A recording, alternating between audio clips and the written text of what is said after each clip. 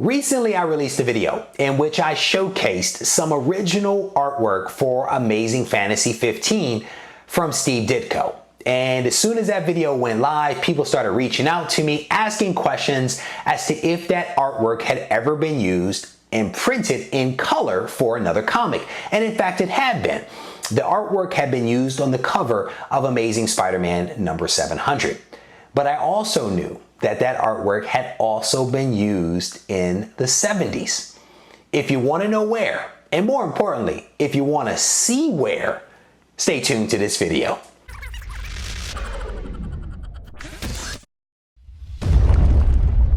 Reggie here, your friendly neighborhood bodybuilder and comic book collector, and I want to welcome you to another one of my videos. In this video, we are going to continue exploring the original artwork for Amazing Fantasy 15 drawn by Steve Ditko. And you saw the artwork in the intro there, and I'll definitely show it again. But this artwork was created for the cover of Amazing Fantasy. It was rejected by Stan Lee, who decided that he wanted to use artwork from Jack Kirby. But this artwork had been created and it was ultimately used on a fan magazine in the mid-60s, and it's this magazine here that I'm holding right now.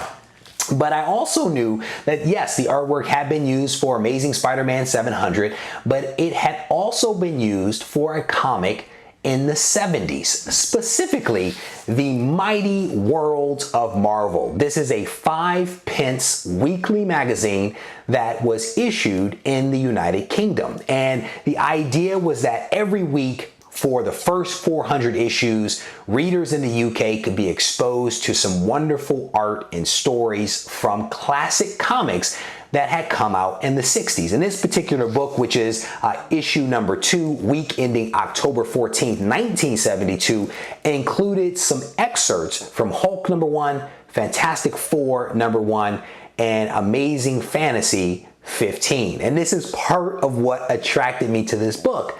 But the other thing was the backside. It features that original artwork by Steve Ditko in color. And as you guys can tell, it's not exactly a direct lift from that previous Amazing Fantasy 15 cover because the headlines and things like that have changed, but the artwork is identical to what Steve actually created, and then someone ultimately colored this thing. But I think it's a great representation of what that cover probably would have looked like had it actually been used on Amazing Fantasy 15. And for me, it's a wonderful piece of history to kind of have in my collection.